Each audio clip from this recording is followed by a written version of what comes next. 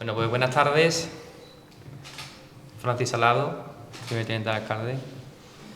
Medios de comunicación también presentes, hermanos de la hermandad y conocidos de este artista chiclanero como Jesús Romero, que bueno, que en este día, para nosotros muy especial, volvemos a estar con la vista puesta en este aniversario, en este 5º aniversario que estamos celebrando, conmemorando esos primeros 500 años de los primeros datos que aparecen de la devoción a la soledad. Y Jesús Romero no podía faltar también en nuestro ciclo. Jesús Romero porque, bueno, es una persona a la cual le queremos muchísimo. Yo lo conozco de toda la vida, tenemos una gran amistad.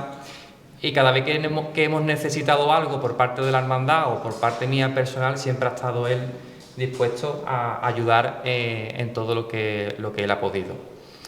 Nos ha ayudado muchísimo junto a Alberto Morales con esa preparación de la exposición que todavía continúa abierta hasta el próximo 19 de octubre. Y bueno, también ha preparado con mucho entusiasmo esta conferencia, una conferencia que yo creo que no va a ser muy normal en el sentido a lo que nosotros creemos que vamos a poder escuchar y ver.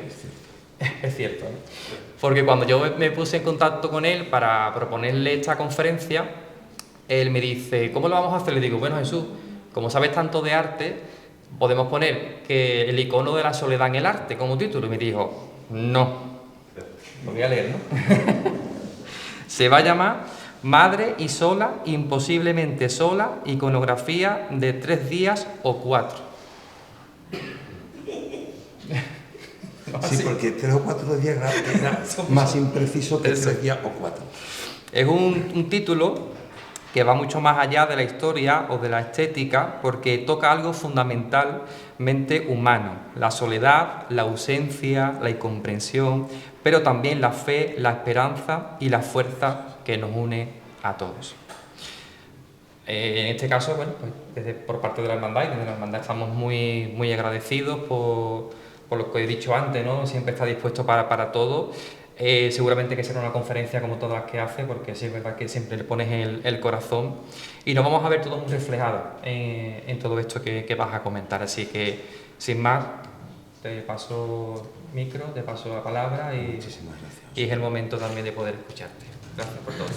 Muchísimas gracias a ti, ¿eh? Me alegra que hayas dicho lo del corazón. Yo hice una vez un pregón de Semana Santa. Tenía muchas menos ideas y mucho más pelo. Así, era a lo Camilo VI, mucho antes de Modamazo. Y al año siguiente de mi pregón la daba un señor, no voy a decir el nombre, pero si buscáis vais a saber quién es. Y lo vi, oye, que me he enterado que haces el pregón, enhorabuena, le dije, estaba así. Digo, yo no voy a estar aquí, estoy fuera, no voy a poder estar, pero vamos, me encantaría escucharte, tal y cual. Bueno, mi pregón yo lo voy a hacer con el corazón, el mío va a ser distinto. Les garantizo a ustedes que yo nunca me he quitado el corazón cuando voy a hablar. Nunca. Yo hablo con el corazón y con las demás herramientas que tenemos a mano, aparte del corazón, pero el corazón no falta. No hay por qué presuponer que se hace con el corazón o con la cabeza. Se puede hacer, claro. Yo siempre digo que yo hablo con el corazón.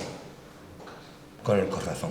Y así llegamos pues a unos o a otros o a medias al conjunto. Lo agradezco mucho y agradezco mucho a la hermandad, bueno, por supuesto vuestra presencia primero, también la de la autoridad aquí presente y la del hermano mayor. Yo agradezco mucho que me llaméis, porque siempre habláis de, Jesús siempre nos dice que sí. Y bueno, solo falta yo que decía que una vez un cura de aquí de Chiclana, en ejercicio, me dice, ¿tú cómo dejas tanto que las hermandades te utilicen? Y yo decía, es que si no me dejo utilizar, ¿cuándo tengo yo oportunidad de compartir mi fe con la gente hablando? Muy poquitas veces. Y gracias a ello, Francia está sintiendo, porque le pasará muy a menudo lo mismo, es que muy a menudo, si no fuera porque las hermandades me ponen esto delante y os invitan a vosotros a venir, a vosotros, a vosotras a venir, que me trago mi fe y mis reflexiones y mi oración para mí. Entonces, yo lo agradezco muchísimo, lo agradezco muchísimo. no tanto como el retablo de la soledad, pero lo agradezco muchísimo. Y bueno, voy a empezar a hablar. Me dice José Manuel, ya que era así muy sincero, yo también lo voy a ser, me dice hace muy poquito tiempo, no se oye, hablo más fuerte si no, mejor y paso de... Porque a lo mejor me confío en que es un micrófono y hablo más bajo de lo que suena. Vale. Que como José Manuel ha sido muy sincero, yo también lo voy a hacer. Hace muy pocos días, y ya se había dado una charla aquí en el contexto sobre la iconografía y todo eso. Me dice, por favor, Jesús, tú hablaras un poquito de la soledad nuestra, ¿no? Tú hablaras... Y yo dije, yo voy a hablar de lo que pensaba hablar. Yo voy a hablar de lo que pensaba hablar. Yo me dirijo a los que estáis aquí, a quienes estáis aquí como cofrades, pero sobre todo como personas. Yo sé que si os hablo de persona a persona, le va a servir al cofrade y al no cofrade, le va a servir a todo el mundo. Aún así, yo intentaré decir algo de la soledad. De la soledad de Chiclana, quiero decir, porque ese es el arranque precisamente del asunto. En Chiclana decimos soledad, la soledad y la mayor parte de la gente, por lo menos de los que llevan más tiempo aquí si no han nacido aquí, cuando oyen decir la soledad, no es un concepto, sino la soledad es el nombre propio de alguien que vive cerca del cementerio y se llama la Soledad. Y yo tengo una abuela que se llamaba Soledad. Bueno, es un nombre muy popular en Chiclana, pero más que popular es querido porque hay otros nombres muy populares. Seguro que hay una Jennifer de los Dolores, pero este nombre es más querido, Soledad. La soledad es el nombre de una advocación de la Virgen María, que tiene mucho que ver con la pasión, con el final, con el tramo final de la pasión. No hablo del Domingo de Ramos, perdón, de Ramos de Resurrección, hablo de la pasión. Está vinculada y para nosotros la soledad es el nombre de ella y decimos la soledad y vemos su cara, del tirón. Con lo cual la soledad se nos queda un poco lejos del ámbito estrictamente conceptual. Ya sea la soledad... Bueno, si os vais a la RAE, que ahora hablaremos de ello, vais a ver un poquito del asunto. Mira, la RAE, o sea, el diccionario de la Real Academia de la Lengua Española, dice que la soledad es la falta de compañía, voluntaria o no. Quiere decir que la soledad puede ser sobrevenida sin el ejercicio de nuestra voluntad, o la soledad puede ser también querida, buscada. De eso Antonio Gala hablaba muchísimo cuando decía que él practicaba la soledad solidaria y se encerraba para luego acercarse a todo el mundo a través de los escritos, pero que eso requería un cierto encierro. También dice que es la melancolía sentida por una pérdida o una ausencia. Ya esta es una soledad muy concreta, que es la soledad que no precede, sino que sucede al encuentro personal. Yo tengo por principio en mi vida y en mi pensamiento, pero yo intento practicarlo en mi vida, tengo el principio de que el ser humano no crea nunca nada más grande que nosotros, crear un nosotros. Ese yo creo que es el gran fin de la vida. Ser capaz de generar o ser capaces de generar un nosotros. De muchas maneras. Hay muchas maneras de constituirse en nosotros. Y no dejar de ser. Y yo lo que sí os digo, y eso tiene que ver con lo que voy a hablar hacia el final del trayecto de hoy, es que cuando se es nosotros para siempre. Porque uno que ha sido uno y ha sido nosotros, nunca más vuelve a ser uno. Y las ausencias que no son la soledad, porque es otra historia, las ausencias pueden convertirnos poquito a poco en un queso gruyère. Porque aunque venga gente nueva a nuestra vida, esos huecos son irrellenables, porque nadie es sustituible. Y acabamos la vida, si vivimos lo suficiente, convertidos en pequeños quesos gruyère, llenos de agujeritos y de ausencias. pero la soledad es otra cosa. Luego, la RAE te sugiere también una serie de sinónimos. Deciros, los sinónimos no existen. No hay una sola palabra que sustituya a otra palabra. Por eso existen varias, por eso son distintas, porque tienen matices distintos. Yo en mi diccionario particular he escrito sinónimo, llámase así, a nuestra incapacidad para la precisión. Cuando no nos sale la palabra adecuada, buscamos un sinónimo. Pero cuando decimos de otra manera, decimos otra cosa. Cada cosa se dice de una sola manera. Y entre los sinónimos dice aislamiento, retiro, abandono, clausura, encierro, destierro, incomunicación. Y todo puede ser que en un momento determinado tenga que ver con la soledad, pero estas cosas las encontramos en María. Nosotros, en el fondo, ¿qué es lo que sabemos de la soledad de María? ¿Qué tanto se tiene que parecer a nosotros? Pues por muchas flores que le pongamos y mucha prosa que le echemos, no se nos olvide nunca, María es absolutamente humana. Es hermana nuestra y es totalmente humana. Lo digo porque hay una tentación, Francis vuelve a sentir porque me conoce muy bien, hay una tentación muy peligrosa, que son los marianismos infundados. Este que está aquí, que les habla, es un enemigo total de que cada vez que haya un pozo y un olivo tiene que aparecerse una virgen o unos pastorcitos. Eso no es el Evangelio. Y esa María a mí me aleja de María, de la María real, de la que sabemos muy poco, pero además sabemos lo suficiente.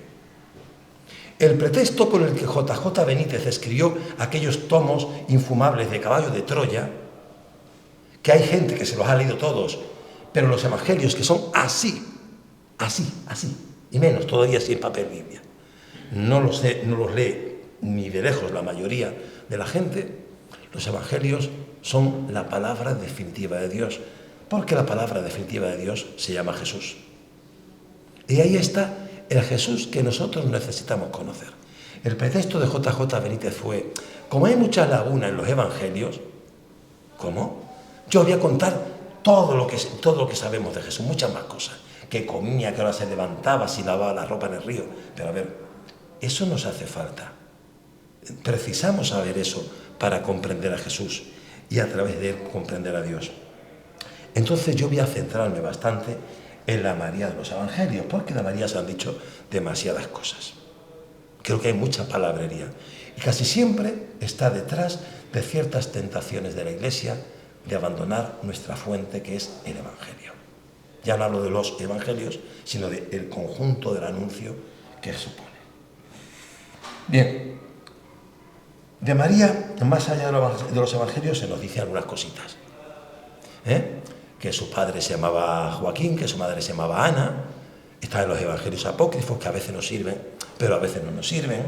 Y estas cosas también conviene que las aclaremos, y no pasa nada aclararlas y mantenerlas en la tradición. Está bien, porque algún padre tuvo que tener y alguna madre. Pues si es Joaquín y Ana, pues mira, los musulmanes también hablan de Joaquín y de Ana referidos a María. Que la niña la llevaron al templo y los padres la llevaron al templo allí, bueno, y que sabía leer y escribir, porque la vemos siempre con la cartilla Palau todavía, aprendiendo la A de araña, la I de iglesia, pero no sale de ahí, no avanza mucho, pero la vemos con Santa Ana, ¿verdad? En esa imagen tan de la ilustración. Las buenas madres enseñan a las buenas hijas a estudiar, porque la mujer también tiene que estudiar, que era la reivindicación social que a través de esa imagen religiosa, la ilustración que no se enfrentó frontalmente a la religiosidad popular, pues bueno, aprovechó. La Virgen va al templo, la llevan, o sea que la niña ya nace Y la niña va muy dócil, si veis los cuadros, la niña va súper dócil al templo, sube los escaloncitos, está un sumo sacerdote esperándola arriba, los padres se quedan bajitos los escalones. Bueno, esa imagen la habréis visto porque está lo mismo en la tradición occidental de la Iglesia que oriental en los iconos. Y la niña ni llora, ni como las que van a la guardería el primer día, o las que van al colegio del hospital aquí al lado, que se ponen a berrear. No, la Virgen era muy obediente. Bueno, esas cosas de María, ¿cómo era María? Pues no lo sé. No lo sé. Yo voy a intentar, para evitar decir cosas que a lo mejor no debo, y porque no quiero que parezca que María desde el primer momento sabe todo. María no es omnisciente. Jesús, en tanto que Jesús, no es omnisciente. Si Jesús lo supiera todo, porque de Jesús predicamos dos cosas, que es totalmente hombre, totalmente Dios. Mi pregunta ¿es totalmente hombre el hombre que sabe que es Dios? ¿Cómo se puede ser totalmente hombre si uno sabe que es Dios? En cambio, Jesús, en tanto que Dios, sí tenía que saber que era hombre, porque Dios lo sabe todo, todo. Pues se habla actualmente en la teología de ahora, se habla de Jesús como respecto de sí mismo, respecto a él, porque Jesús le pregunta a la gente, ¿quién dice la gente que soy yo?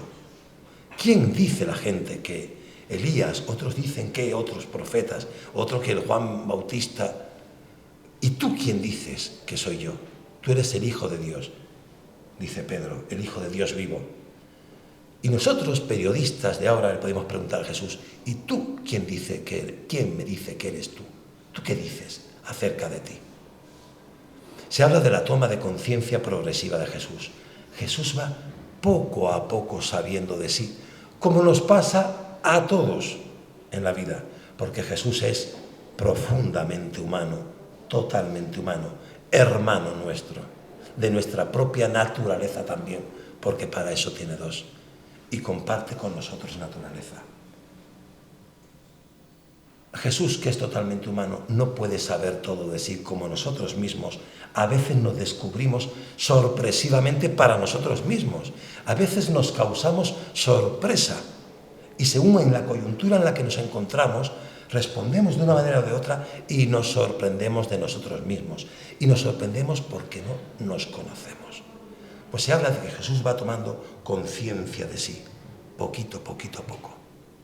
Recordad que el Jesús que nos había enseñado a rezar, Padre Nuestro, con la palabra Abba, que no significa padre, sino papá, casi papaíto, porque es encima un diminutivo, ese Jesús en la cruz, cuando se siente abandonado, dice, Eli, Señor, ay Dios mío, ¿por qué me has abandonado? Ya no le llama papá, ahí se ha fracturado algo, hay algo que se ha roto ahí, hasta tal punto es semejante. Pues cuanto más la Virgen María.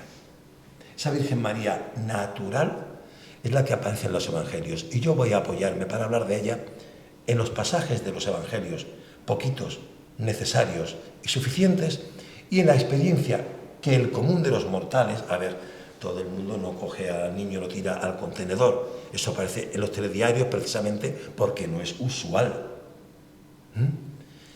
Y en la experiencia que más o menos tenemos nosotros como hijos o como padres de la maternidad. En esas dos cosas de las que sí sabemos voy a centrarme.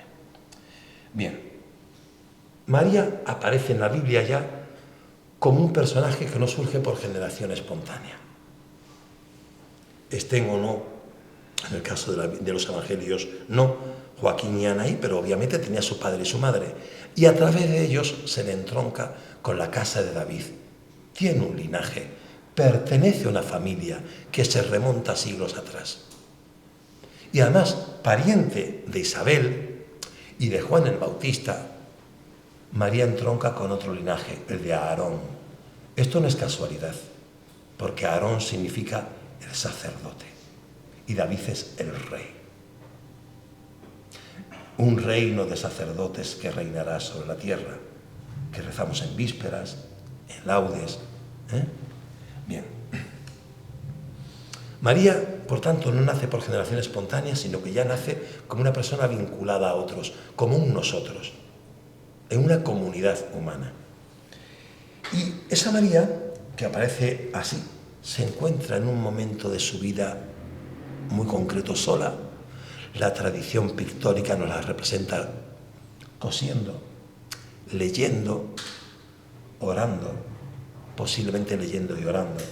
Y encontramos el primer pasaje que protagoniza María en soledad, aunque sea nosotros porque pertenece a una familia, pero encuentra sus momentos de retiro. La encontramos en este pasaje tan bonito.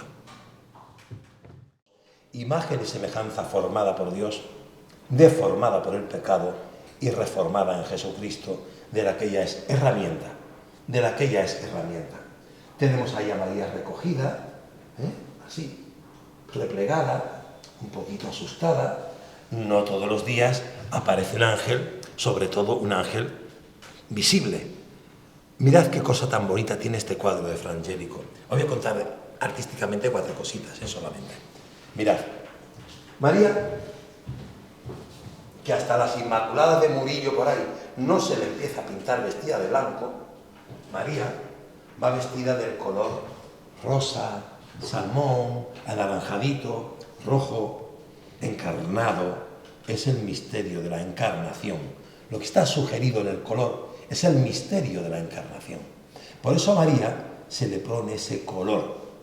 Es la base de la encarnación de Jesús. El Verbo se hizo carne y habitó entre nosotros. Pero para hacerse carne el Verbo, la palabra, tendrá que haber un silencio de carne donde Dios se pueda pronunciar. Y Dios, que en Cristo no dice palabra, sino que Dios en Cristo es palabra para hablarnos Dios de tú a tú. En la revelación o desvelación definitiva, aparece María aquí, envuelta, si os dais cuenta, envuelta en el cielo, envuelta en lo celeste. Mirad el ángel. El ángel lleva unos faldones, así como en la época de Sevilla, Bandido, todo eso, Miguel Bosé, ¿verdad? El ángel lleva unos faldones muy estilizados, pero dais cuenta que el ángel lleva puesta una combinación debajo. ¿Lo veis, no? El refajo del ángel por ahí. Asoma aquí. El ángel es un ser celestial que se ha revestido de carnalidad para que lo veamos, para podernos comunicar. Esto no es una casualidad. Frangélico sabe exactamente que está haciendo esto. Y no es una mera combinación de colores para que plásticamente, cromáticamente, la composición del cuadro quede bien. Hay una profunda teología. Todo ese cuadro tiene una enorme teología. Imaginaos la soledad que debió sentir María.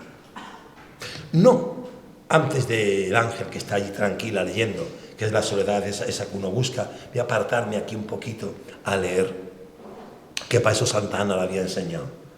Voy a ponerme a leer. María se siente rara y se siente sola cuando tiene una experiencia irrepetible, el ángel. A todo el mundo no se le aparece un ángel. A todo el mundo no le dice el ángel que va a concebir.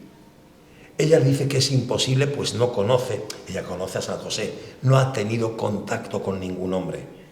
Y el ángel le dice, no pasa nada, porque esto que vas a engendrar es obra directa de Dios a través del Espíritu Santo, que está por aquí.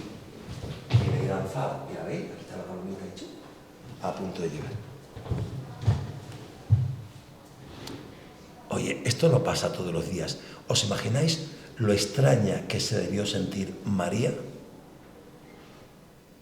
De pronto sabe que tiene un cometido muy particular. Muy particular. María queda encinta, queda embarazada y ahora tiene un problema. Tiene un problema. De momento, mientras no se nota, hasta se va a casa de Isabel, su prima, a ayudarla. Porque María es familiar. Es muy nosotros. Crea comunidad. La comunidad no es la sociedad. La sociedad se hace a través de lazos de interés. Porque estando juntos, pues nos va mejor que estando separados. Aunque algunos no lo piensen así. Pero la comunidad es otra cosa. Bien. El problema que tiene María es que estaba ya desposada, que tiene un novio ahí que está a la vuelta en la esquina.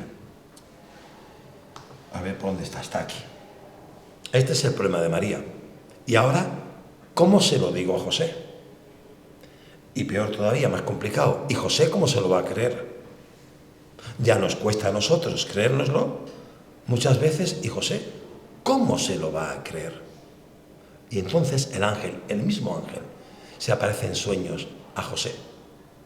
Se aparece en sueños a José y le dice, mira, no te enfades con ella, que esto no es lo que parece. Parece muy obvio, pero no es lo que parece. Y bueno, pues la fe es como es. Otra soledad de María. ¿Cómo se lo cuento a José? Imaginaos en aquel contexto patriarcal, del mundo judío, una chica soltera, jovencísima. ¿Cómo le explica a su prometido que está esperando un hijo y que no es suyo?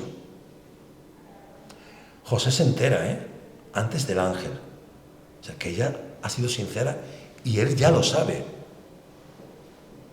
Y piensa en dejarla, en repudiarla. ¿Os imagináis los días de María, encantada de la vida porque el poderoso ha hecho obras grandes en ella, pero su marido, su futuro marido, no la cree? Ya vamos a apartar el texto, por tanto, del Magnificat, donde María parece que lo conoce todo, que conoce todo lo que va a ser la historia de salvación, que es un texto poético, creado posteriormente a la luz de todo el Evangelio y del misterio pascual. Imaginaos, una mujer sencilla que ha recibido ese mensaje, que Dios va a hacer algo grande en ella, pero que de momento su realidad es un futuro marido que está ahí, esperando, y a la que no sabe cómo explicarle, más que decirle cosas increíbles. Imaginad la soledad de aquella chavalita, madre soltera, en aquel contexto. Así es como me gusta a mí que comprendamos a María, para comprender su soledad, porque igual la soledad de María no arranca el Viernes Santo, aunque procesione el Viernes Santo, en la máxima expresión de la soledad, que todavía creo que es el sábado, pero bueno, ahora os digo por qué al final. ¿Por qué? Porque el viernes hay mucho bullicio todavía. El sábado, es hasta el día de las reflexiones para las elecciones. El sábado siempre ha sido el día del retiro. Cuando éramos pequeños, el gran día era el sábado. El domingo estábamos ya amargados porque el domingo había que ir al colegio otra vez y volvía a la rutina. Bien. Seguimos viendo la soledad de María. Su marido ya lo acepta. Venga, te acompaño, vamos a tener al niño, tiramos para adelante con ello.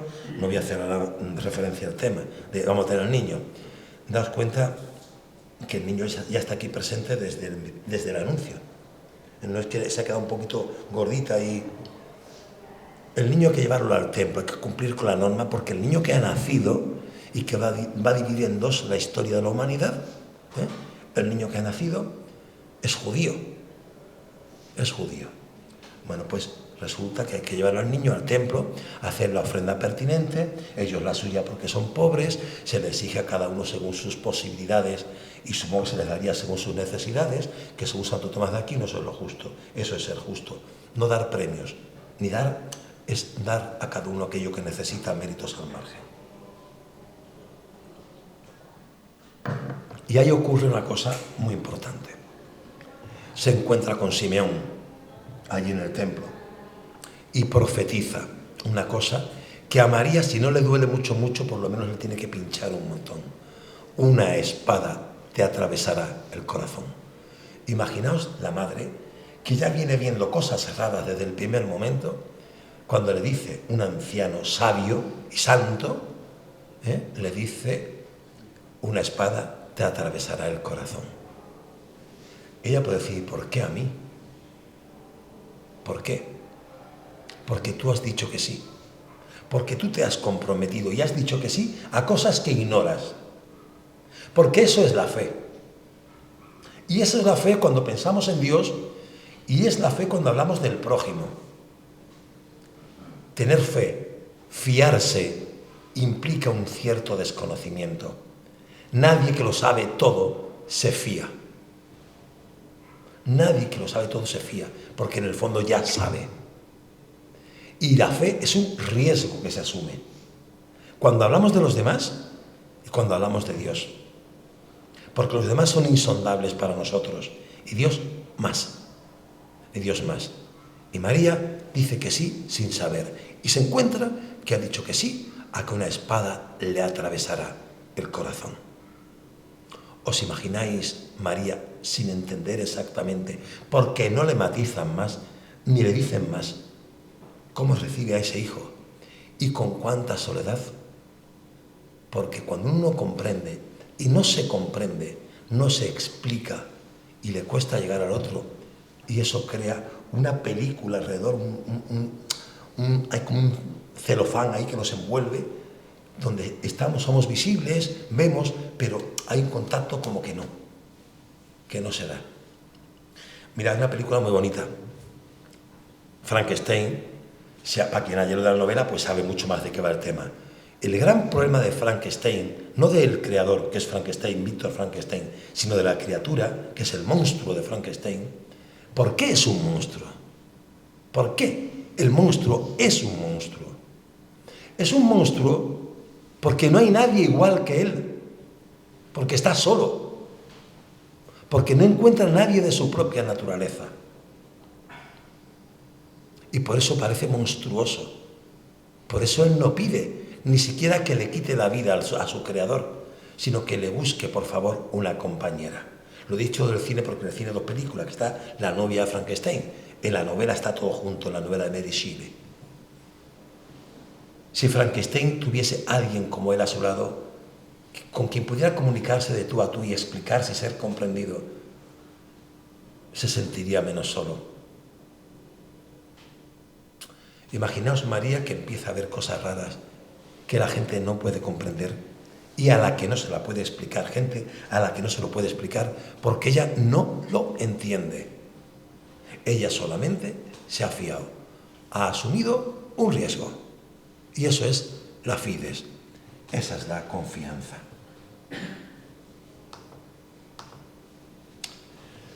Cosas raras. Un ángel se aparece otra vez a José en sueños. Lo de dormir da para mucho. Si uno duerme prestando atención, que salgan huyendo, que quieren matar al niño.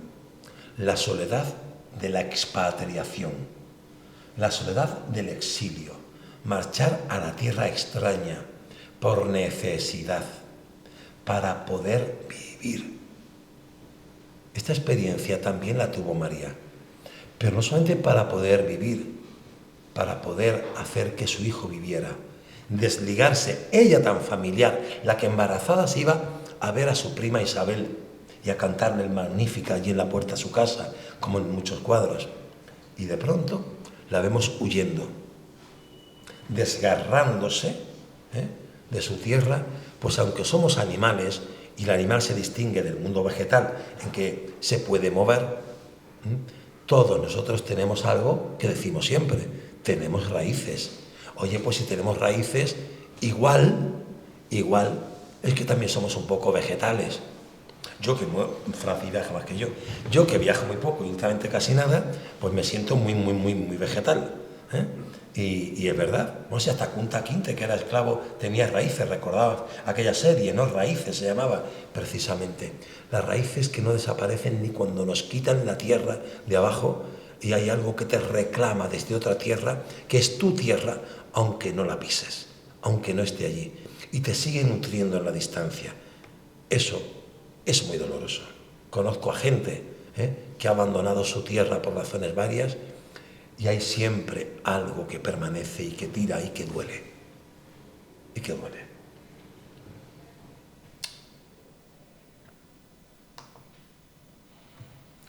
El niño va creciendo en gloria, en gracia, en edad, en gracia y en sabiduría delante de Dios, hasta ahí bien, porque el niño es raro, está en casa y no lo ven y no da problema, ante Dios y ante los hombres, dice la Biblia.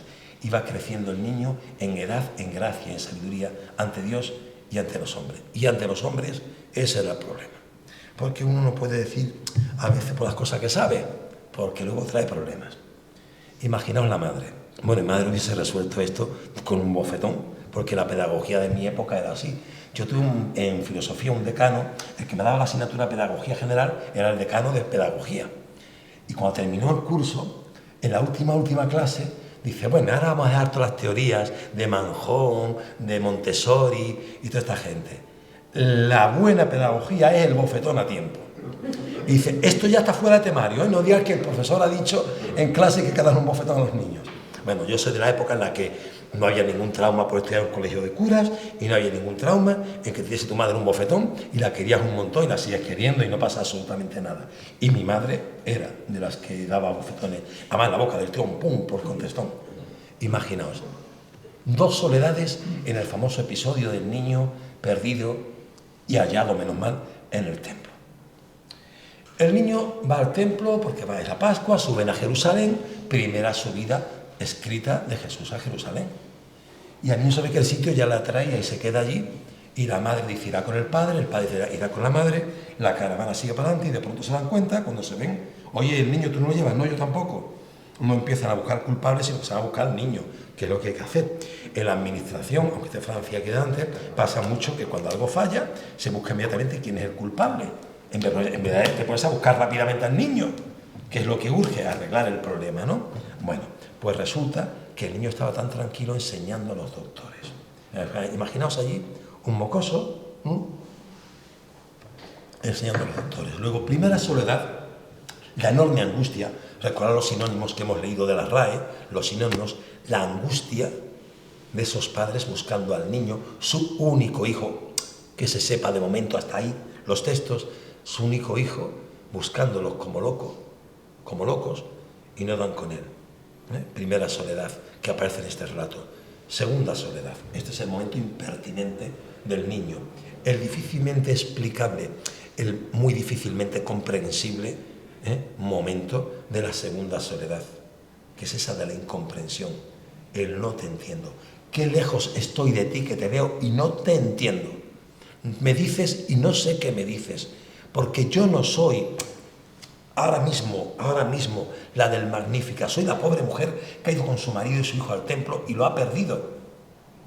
Y la respuesta del niño cuando la madre dice, pero no sabes que tu padre y yo estábamos como locos buscándote.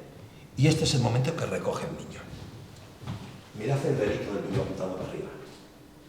No sabéis que yo tenía que estar ocupándome de las cosas de mi padre. Tu padre y yo estábamos buscándote. El niño dice que él estaba allí porque tiene que ocuparse de las cosas de su padre.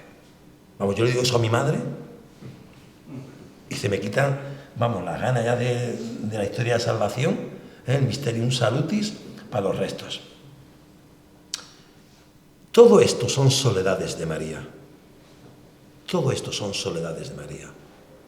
No hace falta un niño Jesús pasionario, durmiendo recostadito sobre la cruz, por muy bonito que sean, y se basan en visiones también con sus coronas de espinas y su... Claro, ahí se presupone un niño Jesús también que ya tiene plena conciencia de él, de quién es, de lo que... Y ya hemos dicho que la teología desde hace más de un siglo no va por ahí, va por la toma... Esto pasa en las malas novelas. Las malas novelas, los personajes son planos, desde el principio al fin, no evolucionan. Las buenas novelas son aquellas en las que los personajes se encarnan y por tanto evolucionan, porque psicológicamente cambiamos, mantenemos cosas, lo que hemos sido siempre, pero también hay cosas que van cambiando con el paso del tiempo. Bien. Siguiente episodio, donde aparece de nuevo María, y aquí quiero subrayar una cosa de María, ya que he hablado antes del pozo, el olivo y los mensajes de quiero que me haga una basílica con 7 ventanas por la derecha, 7 por la izquierda y un rosetón. Estas cosas las hacen también la Virgen María de ciertas apariciones, lo sabéis, ¿no? Que mandan construir basílicas. Se meten a peritos o arquitectos. Bueno, tenemos aquí la última cena. Hemos cogido un icono de la Iglesia ortodoxa porque son muy descriptivas. Cada vez que cojáis un icono de un pasaje, veréis que en la Iglesia ortodoxa se pintan siempre igual, exactamente igual. Por mucha imaginación que tenga el artista, sabe que está sometido porque la pintura es una catequesis y de hecho la ejercen mayormente pintores que son frailes, sacerdotes, monjes. Bien. Todo el mundo conocemos la boda de Caná, pues el famoso pasaje. Ahí está echando este agua, se ve que el vino ya se ha gastado y la madre, que está preocupada por los demás, María siempre es nosotros, no vive para sí, sino desde sí y hacia nosotros, creando comunidad. María le dice al niño, oye, mira tú, que haces tantas cosas raras, mira lo que le ha pasado a los novios, a lo que Jesús no ha empezado todavía su vida pública. Este es el primer acto que hace en público. Jesús dice, ¿qué nos va a nosotros? ¿Qué tiene que ver con nosotros esto? Coma, mujer. A Dios le llama Abba, papá. Y diciéndole Abba, ha hecho así y lo ha agarrado y nos lo ha acercado. A pesar de ese afán que tenemos a veces en la iglesia por distanciar a Dios. Dios y la historia de salvación es la historia de una aproximación que llega al culmen, llegada a la plenitud de los tiempos, y resulta que todo el esfuerzo de Dios es que lo entendamos y hablarnos de tú a tú. Y a nosotros nos encanta hablarle a Dios de tú a usted. A Dios y a todo lo que se le ponga alrededor. Nos encanta crear distancias. Claro, después tenemos que inventar que todos los santos son mediadores, que todo, bien de acuerdo, pero que ya Dios lo ha hecho, que Dios se ha puesto en nuestro lugar.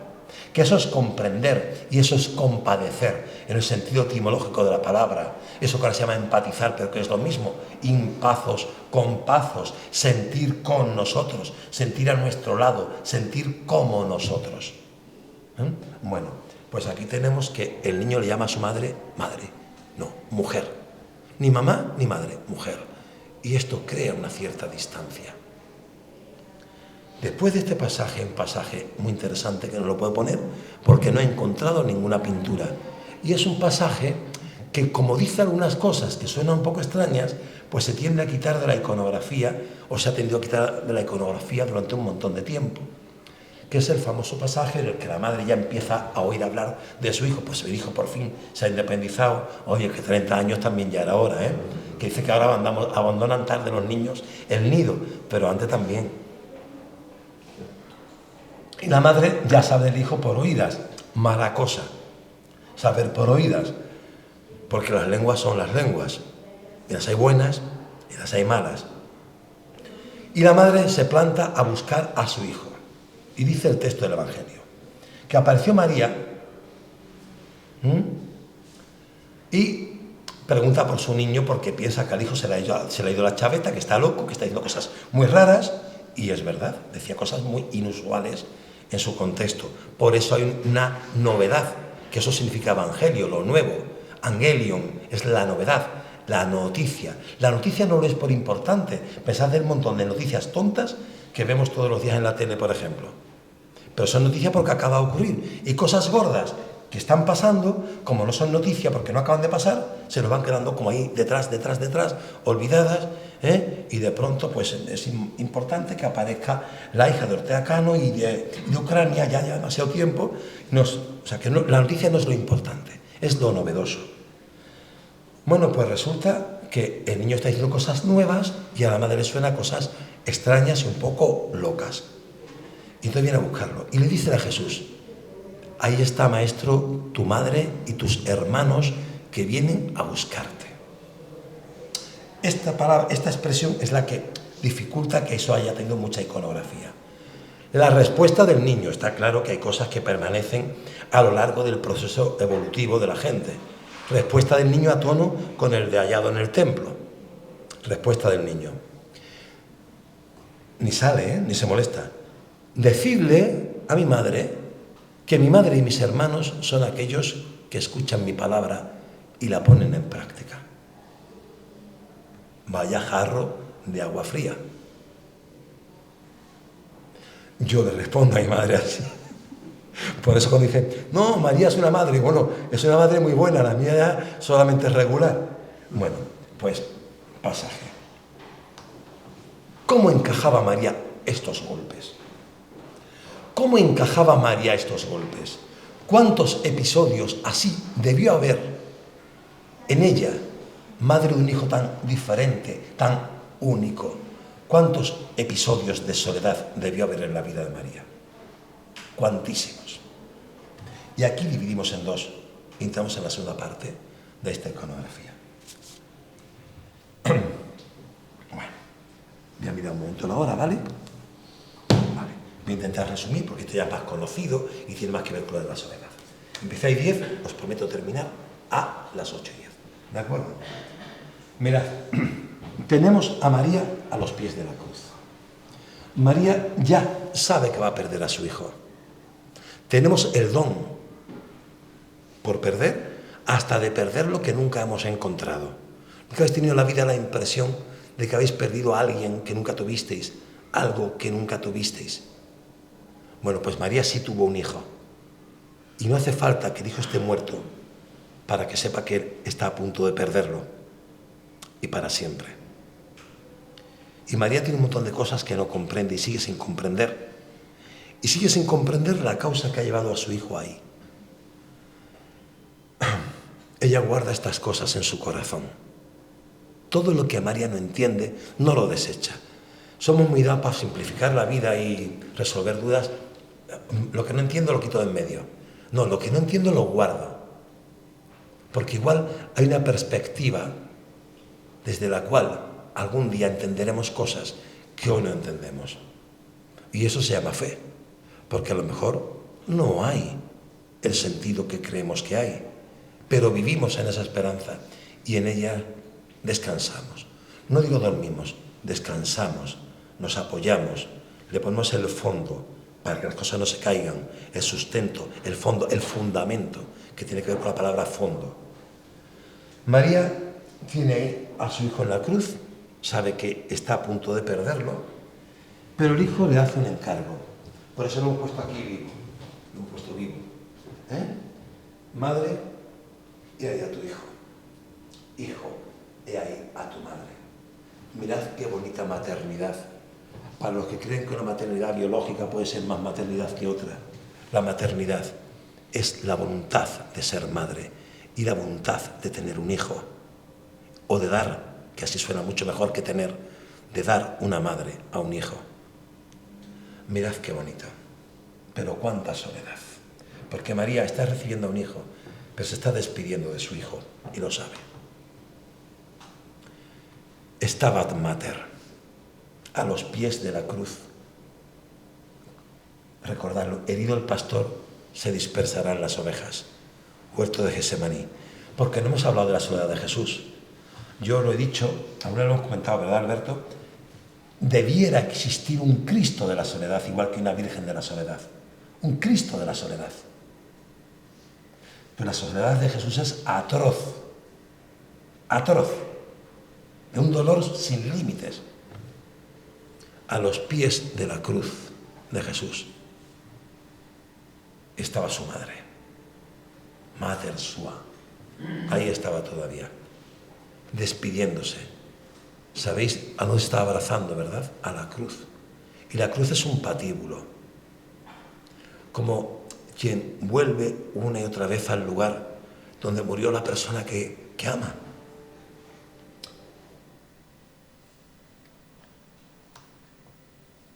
Y esta es, para mí, la gran obra del Museo del Prado. Es la que más me sobrecoge. Comprendo que la Anunciación de Frangélico es una joya, y las Meninas, y Saturno devorando a sus hijos, pero esta obra a mí me sobrecoge. Bueno, aquí se ha cortado un poco la imagen, y no sé por qué, igual yo le daba algo para aumentar, no sé, como otra idea sigo. Pero se ve lo esencial. Mirad. Es el descendimiento de la reina. Mirad hasta qué punto una madre es madre y se hace una con su hijo, porque no es ella ni es él, sino que son nosotros. Cristo está muerto. Mirad el colorcito que tienen todos, incluido Cristo, que tiene algo de color. Mirad el color de ella. Ella es la muerta del cuadro. Como no puede fallecer, ha desfallecido. Está desfallecida. Es el cuadro del hijo fallecido y la madre desfallecida porque a más no puede. Y el hijo muerto funciona ahora mismo como un muñeco de vudú sobre el que actuando sobre él, sobre el cual actuando lo padece ella, porque ella está viva, aunque no lo parezca. Y para verse ese paralelismo, mirad qué bien lo ha hecho el pintor. Mirad qué bien lo ha hecho el pintor.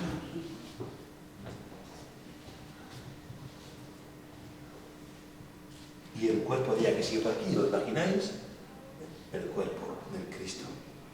Pero si os dais cuenta en ese cuadro, todo desciende. Hay un Señor que está descendiendo por las escaleras. Hay un Señor que está agachando la cabeza. Una señora que está encorvándose, agachándose. Es Juan que se acerca para coger a María. Baja la cabeza, se inclinan. Todo desciende. Es un cuadro de un descendimiento donde todo desciende. Pero nadie de un modo tan total como la madre.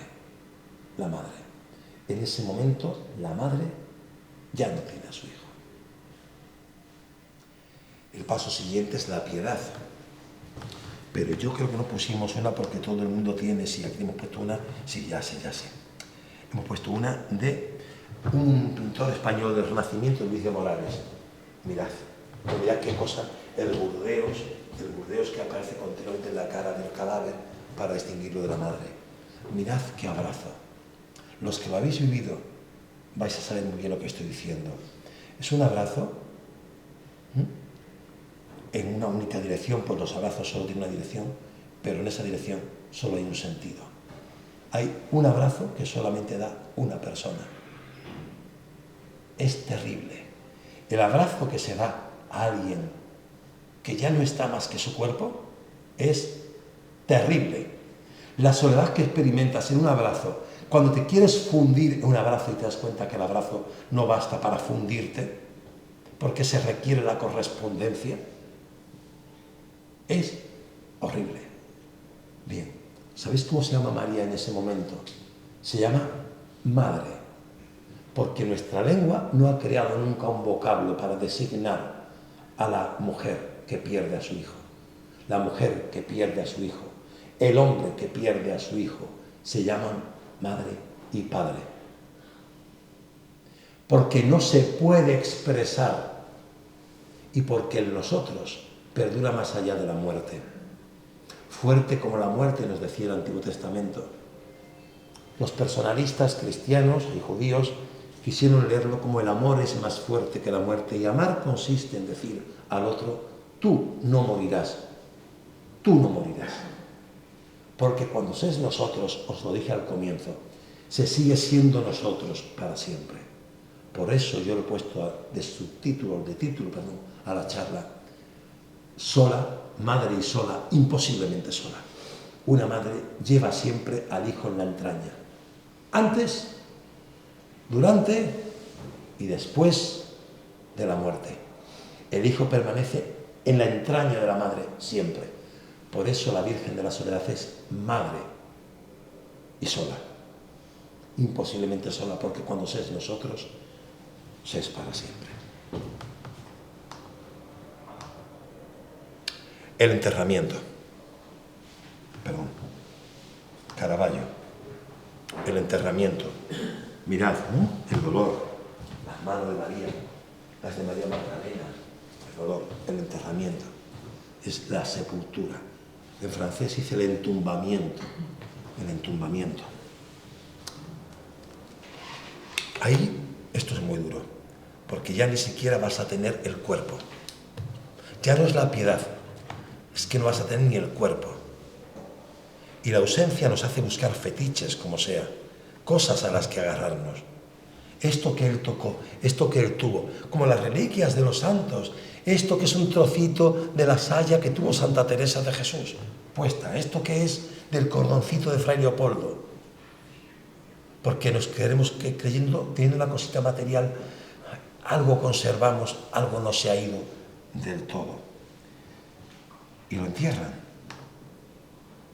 Y ahí está la Virgen mirando la corona, los clavos, etc. No es lo mismo el morir, que es bullicio, ajetreo, ruptura de la rutina. No es lo mismo el morir que la muerte. Por eso, con los velatorios y todas esas cosas, somos ayudados a sobrellevar los momentos. Somos ayudados. Porque hay gente alrededor, porque se rompe lo usual. Es como un paréntesis, hay ruido, gente que viene, que va, que nos saluda, que soltamos lágrimas, nos desahogamos, no nos morimos gracias a eso. Y de pronto la gente empieza a irse a su casa, se va quedando uno a solas, sin el cadáver, sin nada, acaso con esas reliquias fetiche del hijo, de la persona amada, pero solo, y entra en la casa y dice hola, buenas noches, y nadie responde porque no hay nadie dentro, o por lo menos así lo parece. Y es cuando llega el día de la soledad. Por eso he dicho siempre que el viernes todavía hubo mucho ajetreo. El sábado tuvo que ser un día terrible. El día de María a solas. A solas. Virgen de la Soledad es una versión cuzqueña de la famosa Soledad que está en la... Y aquí vuelvo a la nuestra de Chiclana. De dos maneras hemos visto procesionar o estar expuesta al culto a la Virgen de la Soledad. Con las manos abiertas, con las manos recogidas. Con las manos abiertas, la cruz detrás, el sudario por la cruz, procesionando o no procesionando, como el besamanos ese de Santo Cristo que conserváis, abajo en la exposición, y la corona de espinas en las manos, aferrándose a algo material, lo acabamos de decir, aunque pinche, aunque aumente el dolor, y la gente dice, déjalo, ellos quieren ya irse, ellos quieren, déjalo volar, es que lo tuyo no es amor, lo tuyo es egoísmo, que te aferras y no le dejas marchar. Eso, desvestido de la el pseudo pensamiento orientalista, cuasi budista, eso se llama, en español, se llama el muerto al hoyo y el vivo al bollo. Déjalo, que lo hace sufrir porque no le dejas ir. Déjalo, no sufras más, no llores, ¿para qué si no tienes remedio? Y la Virgen abraza la corona de espinas, porque se aferra todavía a lo que ha sido, a lo que ha sido. Y esta es la de las manos juntas. Quería acabar con esta imagen por el recogimiento. O sea, ¿quién es nosotros absolutamente en soledad? Nunca le pongáis imágenes alrededor a la Virgen de la Soledad, nunca, nunca. Las manos. No se aferra a nada, porque no mira hacia atrás. Hace lo que ha hecho siempre. Guardar las cosas en su corazón. Cosas que no entiende. Cosas que no entiende. Que no sabe si entenderá nunca. Pero tiene las manos cerradas en oración. No ha perdido la fe. Sigue asumiendo el reto que asumió y el riesgo que asumió cuando dijo que sí al ángel. Y aquí la esclava del Señor. Y hágase en mí lo que sea que yo no sé, pero Dios me conoce mejor que yo y me ama mejor que yo a mí misma, hágase. Y ahí está la Virgen todavía esperando. Todavía esperando. Ella no lo sabe. La respuesta está a la vuelta de la esquina, pero no lo sabe. Y la representamos en oración. No aferrada al fetiche, sino todavía esperando. Porque sabéis, Kierkegaard, pero de esto ya hablaré en diciembre, Kierkegaard decía que había una manera superior, suprema, de negar a Dios, que se llama la desesperanza. Cuando negamos a Dios es en el momento de la desesperanza. Hemos visto el problema, hemos visto nuestras fuerzas y hemos dicho, no puedo. Hemos negado, sin darnos ni cuenta, hemos negado la posibilidad de Dios. Llegado aquí, deciros que no es de extrañar que con tanta experiencia de la soledad y teniendo que ser nosotros tan a solas tantas veces, no es de extrañar que la soledad sea la madre de Chiclana.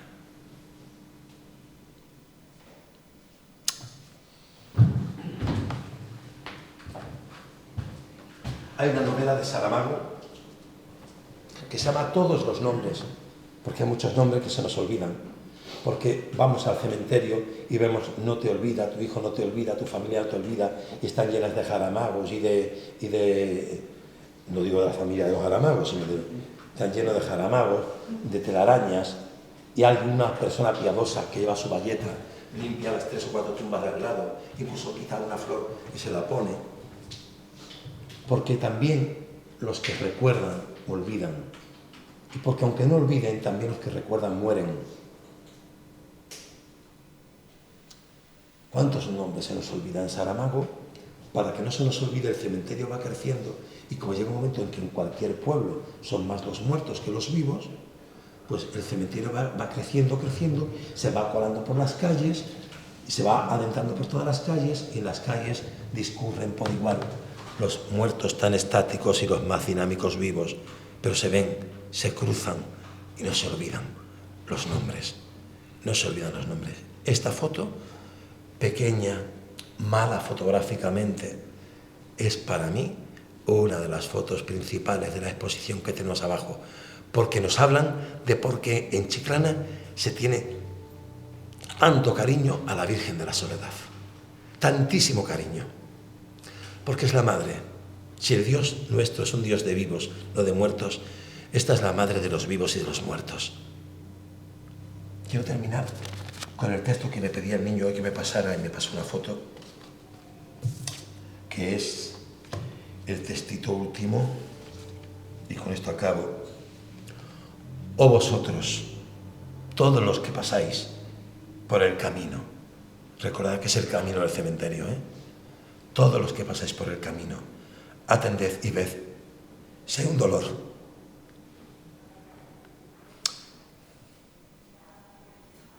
Semejante a mi dolor.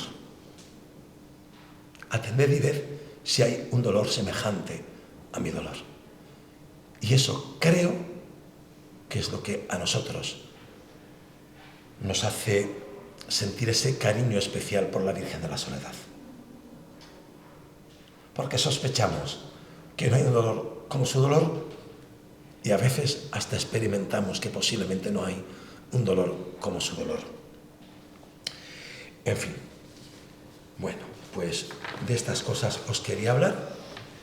Yo sé que no ha sido muy capillita, José Manuel disculpa, empezamos con ella, hemos terminado con ella, y si hablara más creo que no podría, porque iba a hablar de mi abuela Soledad y de mi abuela Bella, que están allí, y bueno, iba a hablar ya demasiado de mí y no iba a poder seguir la conferencia, por eso lo he dejado justo para el final. Recordad, cuando se es nosotros, se sigue siendo nosotros siempre, siempre, siempre. Y te asomas al espejo y sabes que eres nosotros, hasta el final. Ella que es ella y que es su hijo, el nosotros que han sido para todos nosotros, para la humanidad. Esta foto me encanta, me encanta. La Virgen procesionando entre las calles de los que no están. Muchísimas gracias y muy buena noche, y gracias por la paciencia.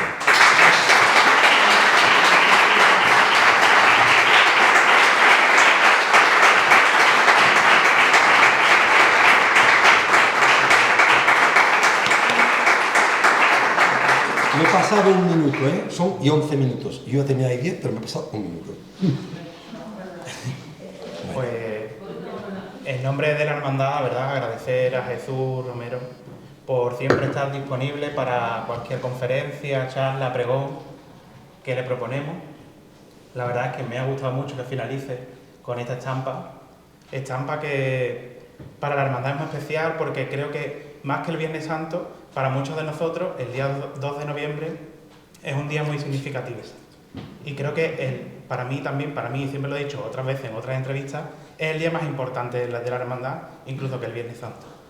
Y nada, pues antes de que Francis finalice y cierre el acto, queremos darte un pequeño detalle.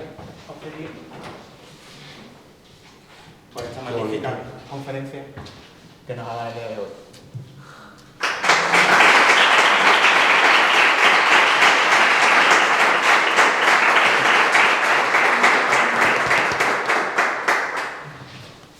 Son muchos recuerdos.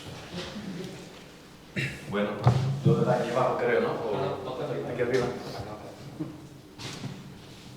Bueno, agradecer a Estoy muy emocionado.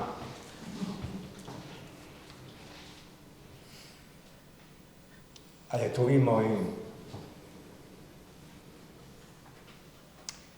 en la Casa de la Cultura con otro amigo que es el padre David, hablando del patrimonio histórico de Chiclana, ¿no? Habló de todo, de la arquitectura, habló de los cuadros, de las imágenes, y se le olvidó, digamos, hablar del patrimonio humano. Él decía que, bueno, en la historia de Chiclana han venido gente importante como José de Arce, Torcuato Cayón, Torcuato Bermueda, que compañeros, ¿no?, que estuvieron allí en la conferencia, ¿verdad? También estuvo estupenda, magnífica. Y yo creo que patrimonio de Chiclana es Jesús.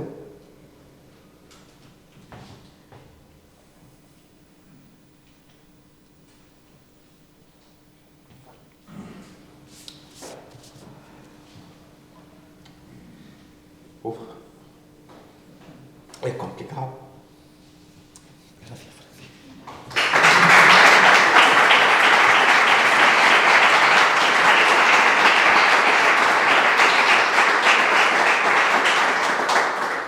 Ser político tiene estas cosas. O sea, uno habla de política y actos políticos, pero cuando habla de un amigo, de sentimiento y de emoción y de lo que es Jesús, pues entonces pues me emociono. Entonces es complicado ser político en este instante ahora mismo. Como decía, digamos, ese patrimonio humano de Chiclana, por lo que acaba de hacer hoy. Decía que al niño no le iba a gustar la conferencia, yo creo que ha sido magnífica, porque habla de la soledad, no solamente el Viernes Santo, nos acoge a la Virgen desde el primer momento y ha visto toda la soledad, todo el momento de soledad que vive la Virgen. Y lo podemos transportar cualquiera de nosotros, ¿verdad? Entonces yo te la enhorabuena porque ha sido de las mejores conferencias que cosas me hizo.